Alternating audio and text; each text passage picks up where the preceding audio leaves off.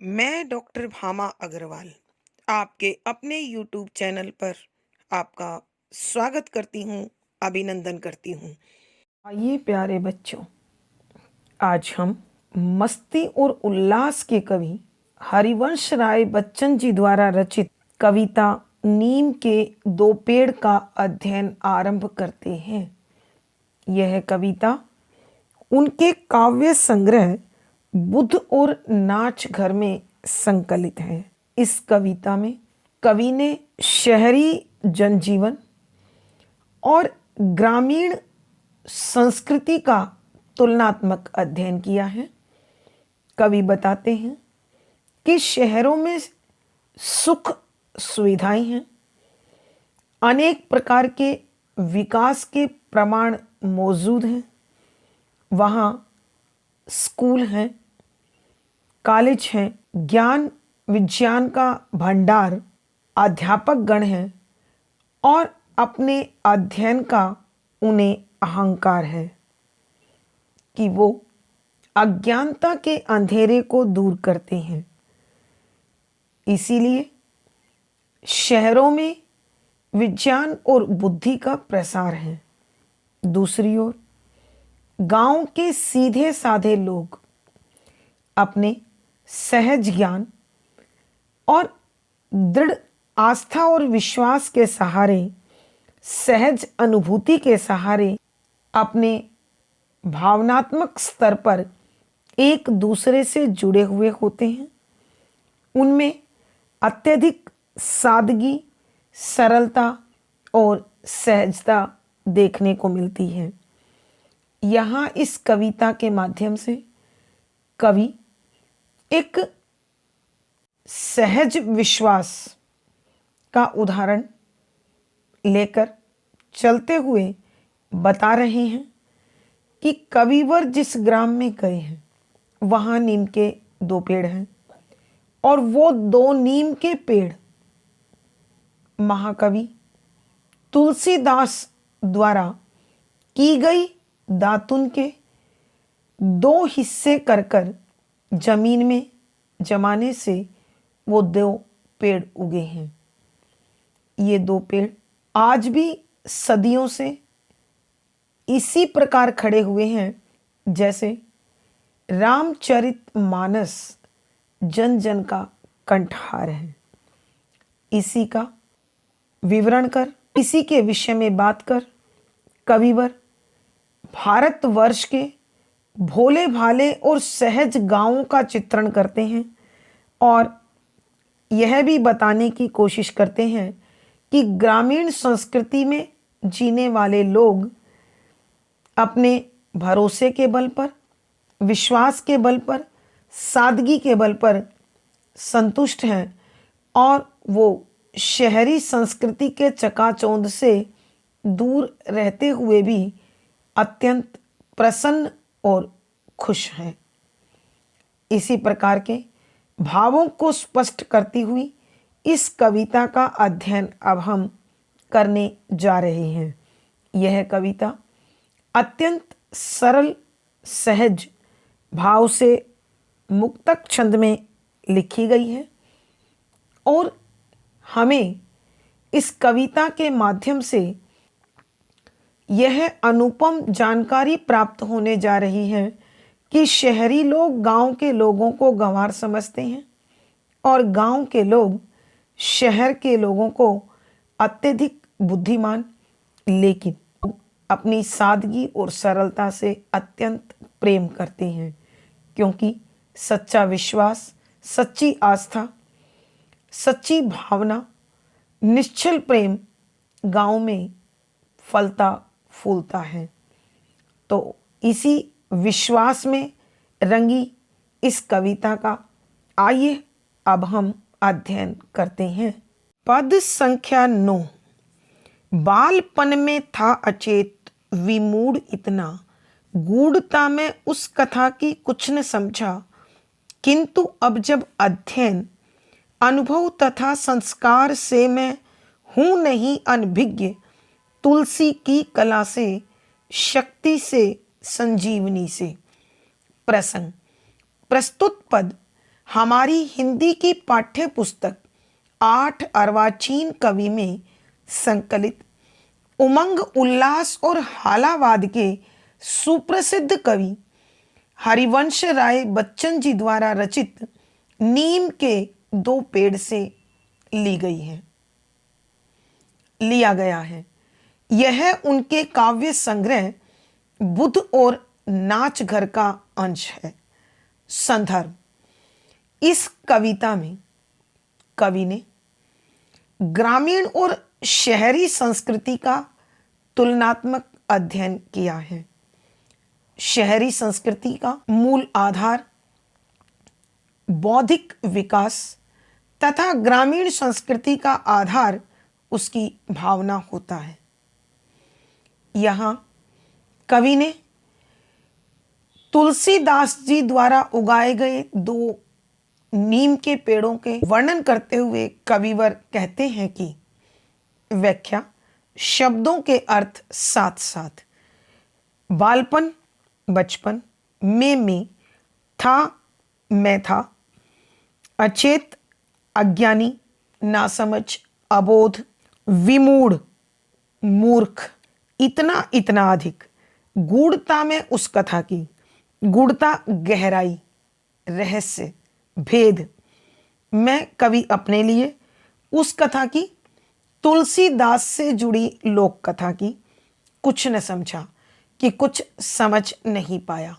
कि कविवर कहते हैं, जब पिता ने उस स्थान को नमन किया, उस स्थान को देखकर अपने आप को धन्य माना, कृतज्ञ माना, तो मैं पिता पर व्यंग से हंसा कि ये कैसी अज्ञानता है, कैसी रूढ़िवादिता है। और ग्रामीणों और नीम के पेड़ पर व्यंग से हंसा। ग्रामीणों तथा नीम के पेड़ को संदेह से, शक से देखा। लेकिन उसी घटना का उल्लेख करते हुए कह रहे हैं कि बचपन में मैं बड़ा नासमझ था, अबोध था, इसलिए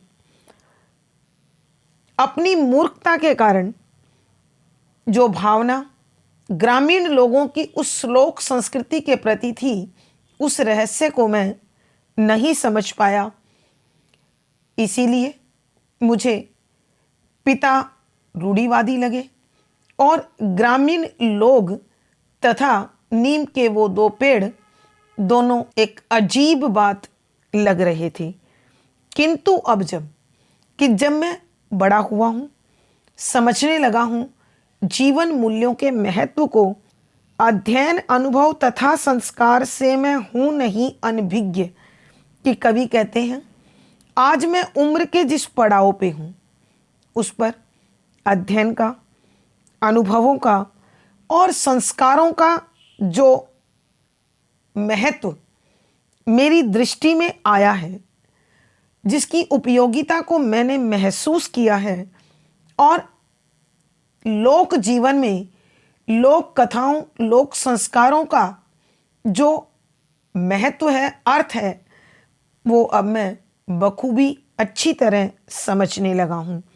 तुलसी की कला से, कि आज मैं तुलसीदास की उस काव्य कला का कायल हूँ, उसके महत्व को अच्छी प्रकार से जानता हूँ, और तुलसी द्वारा रचित उस ग्रंथ में कितनी शक्ति निहित है, उस ग्रंथ में कितनी शक्ति निहित है, उस ग्रंथ में कितनी संजीवनी शक्ति है, जीवनदायिनी शक्ति है, प्राणदायिनी शक्ति है, जो आज भी लोगों को मुसीबत के समय अनेक प्रकार के संकटों से बचाता है और उनको उच्च मनोबल, मजबूत मनोबल प्रदान करता है।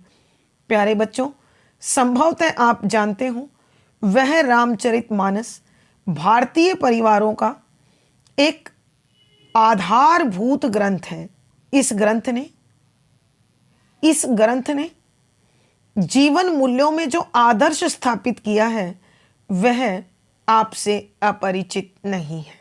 हमारे घरों में हम रामचरितमानस से मार्गदर्शन प्राप्त करते हैं, इसलिए यहाँ कवि को बचपन की अपनी उस भूल का पश्चाताप है। आइए बच्चों, हम एक बार फिर इस पद की व्याख्या करते हैं कि कविवर कहते हैं, जब मैं पिता के साथ उन नीम के 2 पेड़ों को देखने गया तो मैं नासमझ था, बड़ा अबोध था। इसलिए पिता ग्राम वासियों और नीम के 2 पेड़ों के संबंधित जो भी व्यवहार वहाँ हो रहा था वो मुझे अनुचित लग रहा था, गलत लग रहा था। तब मैं इतना अधिक मूर्ख था कि मैं इस लोक कथा के महत्व को, लोगों की आस्था और विश्वास को समझ नहीं पाया था।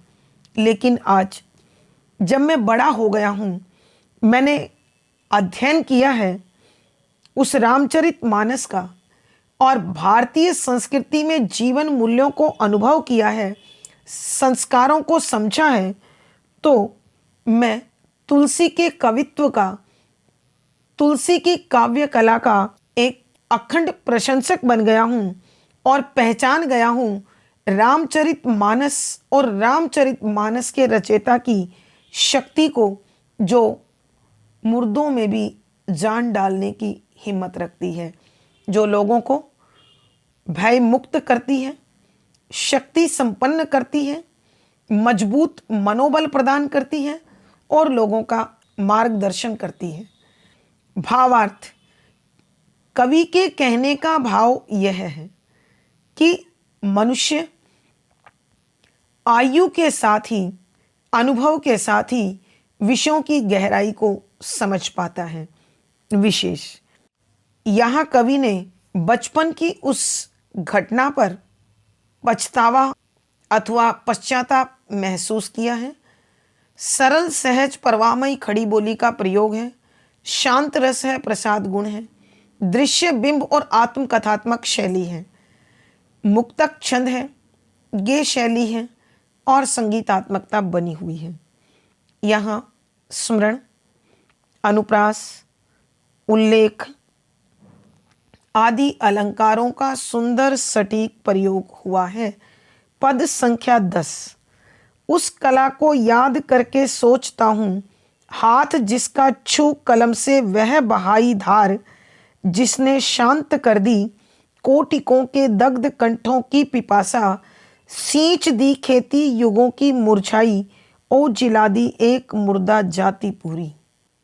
प्रसंग पूर्ववत। संदर्भ, यहाँ कवि ने ग्रामीण और शहरी संस्कृति का तुलनात्मक अध्ययन करते हुए अपने गांव में नीम के 2 पेड़ और उससे जुड़ी तुलसी की लोक कथा का वर्णन करते हुए लोक मूल्यों के महत्व का उद्घाटन करते हुए लिखा है कि उस कला को याद करके सोचता हूँ कि तुलसीदास जी की उस काव्य कला को मैं जब जब याद करता हूँ तो मन श्रद्धा से भर उठता है।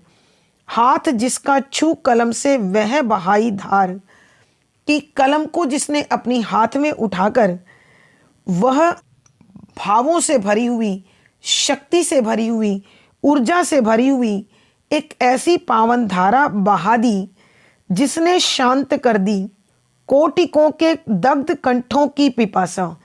कि रामचरितमानस में कवि तुलसीदास जी ने जो मानवता की धार चलाई, यहाँ कविवर कहते हैं कि रामचरितमानस के माध्यम से तुलसीदास जी ने जो मानव प्रेम की, जो सर्व शांति की धारा बहाई, उसके कारण करोड़ों जलते हुए गलों की प्यास बुझ गई। अर्थात कवि के कहने का भाव यह है कि जो अपने सांसारिक दुखों के कारण, अपने कमजोर मनोबल के कारण दिन रात विलाप करते रहते थे, उन लोगों के मन को संबल प्राप्त हुआ। सींच दी खेती युगों की मुरझाई, सींच दी शक्ति प्रदान कर दी, खेती फसल को युगों की मुरझाई, कि जो युगों युगों से मुरझा चुकी थी। अर्थात कवि कहते हैं भारतीय सभ्यता और संस्कृति, भारतीय जीवन मूल्य, भारतीय संस्कार जो लंबे समय से विदेशी आक्रमणकारियों के कारण निरंतर कमजोर कमजोर और कमजोर होकर पतन की ओर जा रहे थे, उन्हें पुनर्स्थापित कर दिया और जिला दी एक मुर्दा जाति पूरी। और भारतवर्ष की पूरी वो हिंदू जाति जो अपने आप को हीन समझने लगी थी, कमजोर समझने लगी थी, दलित पीड़ित और शोषित समझने लगी थी, वह पुनः उच्च मनोबल के साथ अपने जीवन मूल्यों को एक बार फिर प्राप्त करके अपने लिए संघर्ष करने के योग्य बन गई। आइए बच्चों, हम एक बार फिर इस पद की व्याख्या करते हैं। यहाँ कवि हरिवंश राय बच्चन जी तुलसीदास जी की कला की प्रशंसा करते हुए कहते हैं कि बचपन में अबोध और नादान होने के कारण, मूर्ख होने के कारण मैं उस लोक कथा के महत्व को नहीं समझ पाया, लेकिन आज जब मैं बड़ा हुआ हूँ और मैंने संसार को देखा है, समझा है, परखा है, तो तुलसीदास जी की उस कला को याद कर नतमस्तक हो जाता हूँ कि तुलसीदास जी का वो पवित्र हाथ, वो सशक्त हाथ, जिसने कलम को अपने हाथ में लेकर ऐसी शांति की धारा बहा दी, ऐसी मानव प्रेम की गंगा बहा दी, जिसने करोड़ों जलते हुए गलों की प्यास बुझाकर उन्हें शक्ति दी, संबल दिया, मन को शांति दी और संघर्ष करने की ताकत प्रदान की।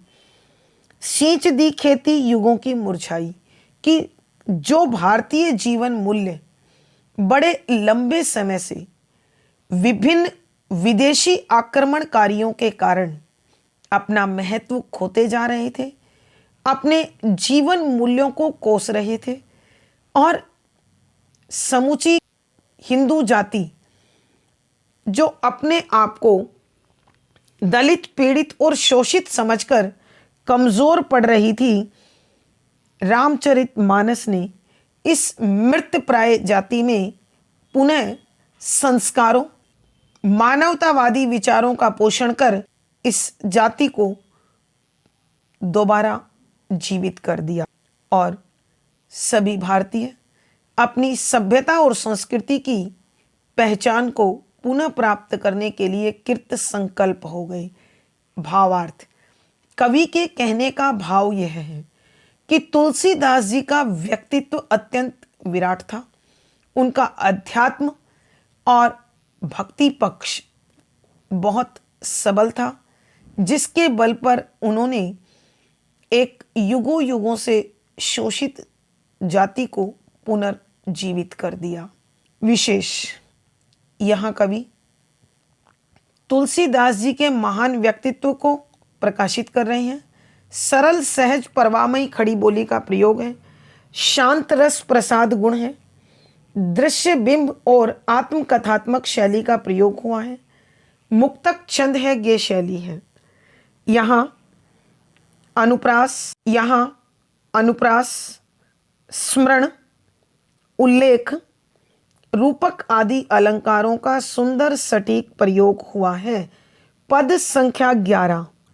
जीव उसकी छू अगर दो दांतनों से नीम के दो पेड़ निकले तो बड़ा अचरज हुआ क्या। ओ यह विश्वास भारत के सहज भोले जनों का, भव्य तुलसी की कलम की दिव्य महिमा व्यक्त करने का कवित्व भरा तरीका। प्रसंग पूर्ववत। संदर्भ, यहाँ कवि ने शहरी और ग्रामीण संस्कृति का तुलनात्मक अध्ययन कर उसका वर्णन किया है और ग्रामीण संस्कृति के जीवन मूल्यों की प्रबलता का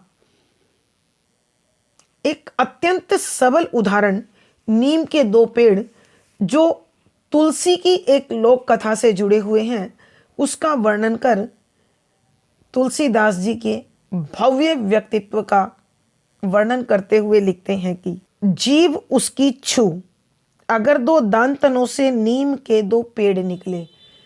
कि तुलसीदास जी का व्यक्तित्व इतना अधिक विराट और इतना अधिक भव्य था कि उसके शरीर का हर अंग दिव्य शक्ति से, अलौकिक शक्ति से संपन्न था। इसीलिए कविवर कहते हैं कि इस महान व्यक्तित्व की जीभ को छूकर साधारण सी एक दातुन के दो टुकड़ों ने दो नीम के विशाल और शाश्वत वृक्ष उगा दिए। यह कोई सामान्य बात या हैरानी की बात नहीं है। उस असाधारण व्यक्तित्व का स्पर्श किसी भी साधारण वस्तु को असाधारण बना सकता है, विशिष्ट बना सकता है, खास बना सकता है। तो बड़ा अचरज हुआ क्या, इसमें हैरानी की कोई विशेष बात नहीं है। और यह विश्वास कि भारत के लोगों का यह विश्वास, ग्रामीण लोगों का यह विश्वास, भारत के सहज भोले जनों का, गांव के बड़े सीधे साधे और भोले भाले लोगों का यह विश्वास कि भव्य तुलसीदास जी की कलम की महानता, उसकी अलौकिक शक्ति, उसकी गरिमा, महिमा को व्यक्त करने का ग्रामीण लोगों ने यह एक तरीका निकाला जो तुलसीदास जी की श्रेष्ठता का, तुलसीदास जी की महिमा का गुणगान करता है। आइए बच्चों, हम एक बार फिर इस पद की व्याख्या करते हैं। कविवर हरिवंश राय बच्चन जी तुलसीदास से जुड़ी नीम के दो पेड़ वाली लोक कथा का वर्णन करते हुए कहते हैं कि तुलसीदास का जो महान व्यक्तित्व, जो अलौकिक व्यक्तित्व है, जो उसमें विशिष्टता है, देवत्व है, वह कोई सामान्य चीज नहीं है। कवि कहते हैं कि यदि सामान्य सी एक दातुन ऐसे असाधारण व्यक्तित्व की जीभ को छूकर उसके दो टुकड़ों से दो नीम के पेड़ उग जाएं, तो यह कोई आश्चर्य की बात, हैरानी की बात नहीं है, क्योंकि उनका व्यक्तित्व ही मानवता का पोषण करने वाला, सर्व शांति को प्रसारित करने वाला और दुखी तथा तपते हुए हृदयों को शांति देने वाला था। तो ऐसे महान व्यक्तित्व का स्पर्श पाकर अगर सामान्य सी दातुन के दो टुकड़ों ने दो नीम के पेड़ उगा दिए, तो यह कोई हैरानी की अथवा अनोखी बात नहीं है, क्योंकि वह विराट व्यक्तित्व ही विशिष्ट विलक्षण गुणों से युक्त था। और यह विश्वास भारत के सहज भोले जनों का कि भारत ग्राम प्रधान देश है, भारत के भोले भाले लोग, सीधे और सरल हृदय लोग अगर तुलसीदास की इस अलौकिक शक्ति में इतना अधिक विश्वास, श्रद्धा रखते हैं, तो यह तुलसी के लिए उचित है, सही है। भव्य तुलसी की कलम की दिव्य महिमा व्यक्त करने का कवित्व भरा तरीका कि उन लोगों का इस प्रकार तुलसीदास जी का और नीम के दो पेड़ों का एक दूसरे से जोड़ देना तथा उसकी स्तुति वंदना कर संसार में सर्वत्र उसको भावना के साथ, विश्वास के साथ, श्रद्धा के साथ प्रस्तुत करना, यह वास्तव में इन ग्रामीण भोले भाले लोगों का तुलसी के प्रति, तुलसी की कलम के प्रति, तुलसी के कार्य की भव्यता के प्रति एक साहित्यिक, एक लोक संस्कृति से जुड़ा आभार व्यक्त करने का, कृतज्ञता व्यक्त करने का तरीका है, जो कवि को उचित और वंदनीय लगता है।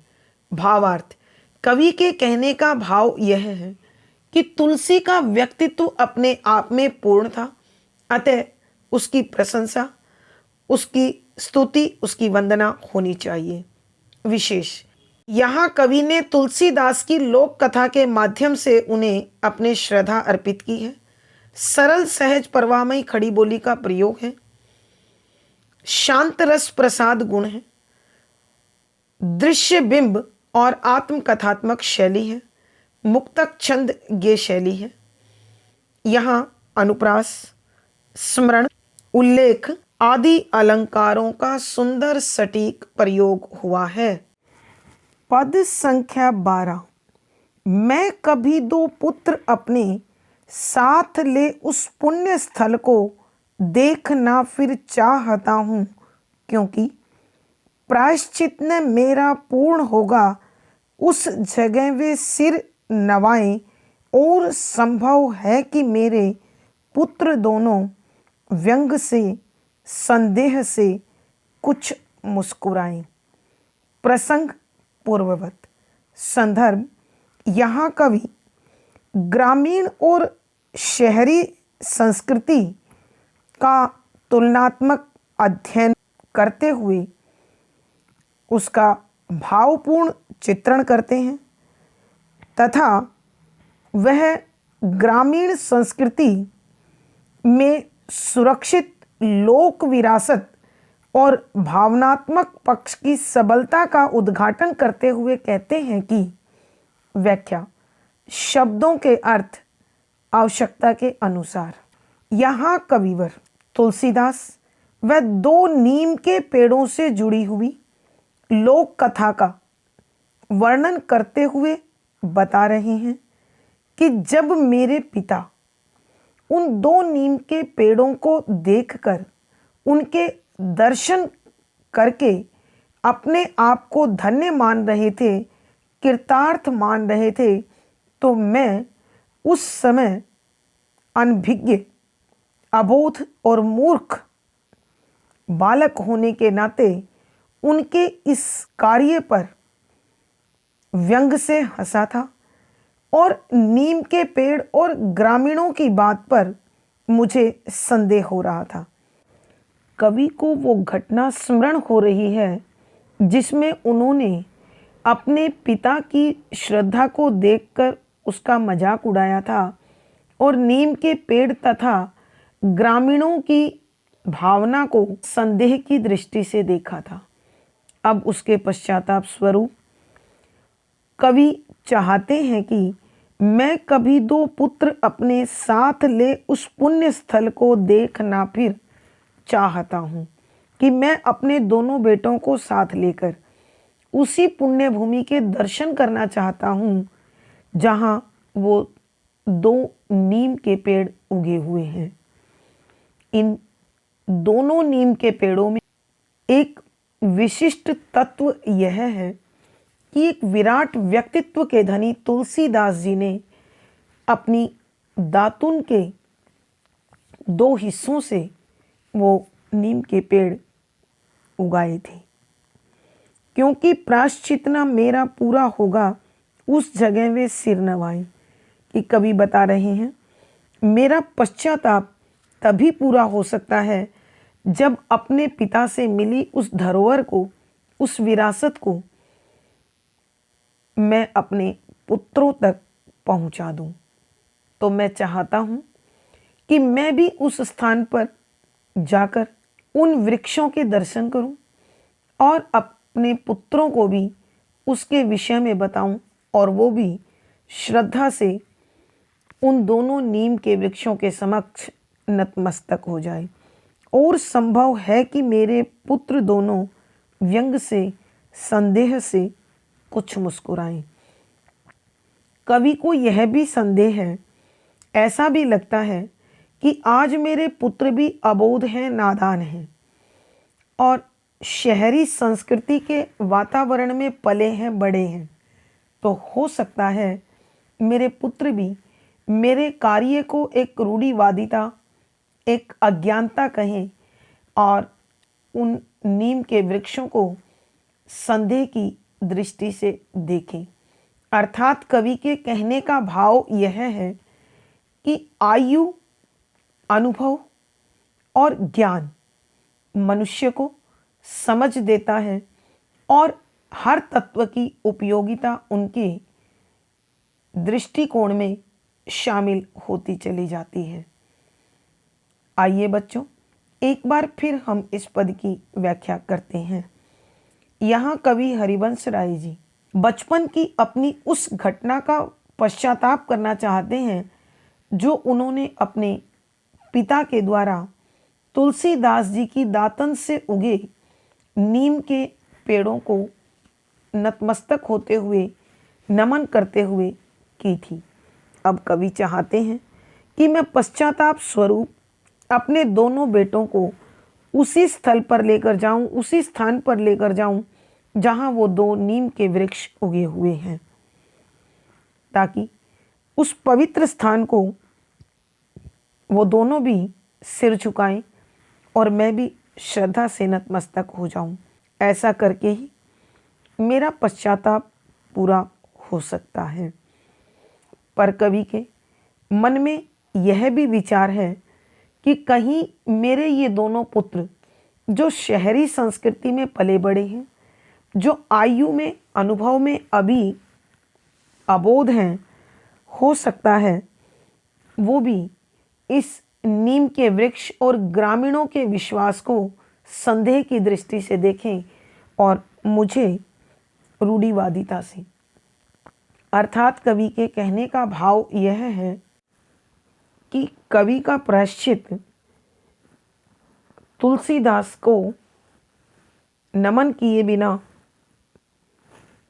उनका स्मरण किए बिना पूरा नहीं होगा।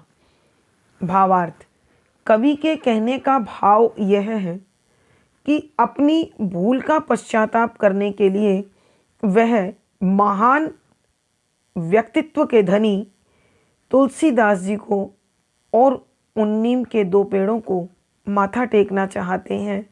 विशेष यहाँ कवि ने बचपन की भूल की सुधार हेतु कोशिश करने का संकल्प दोहराया है। सरल सहज परवामयी खड़ी बोली है, शांत रस प्रसाद गुण है, दृश्य बिंब और आत्म कथात्मक शैली है। यहाँ अनुप्रास, संदेह, कारण, स्वभावोक्ति आदि अलंकारों का सुंदर सटीक प्रयोग हुआ है। इस पद के साथ बच्चों हमारी यह कविता नीम के दो पेड़ समाप्त होती है। आज की कक्षा इतनी ही। अगली वीडियो में फिर मुलाकात होगी। पिछली वीडियो का लिंक डिस्क्रिप्शन बॉक्स में मिल जाएगा। आशा है पढ़ा गया विषय आपको समझ में आ गया होगा। अपने विचार कमेंट बॉक्स में लिखें। वीडियो को लाइक करें, शेयर करें और चैनल सब्सक्राइब करें। आपका दिन और जीवन मंगलमय हो, इसी शुभकामना के साथ आभार, धन्यवाद।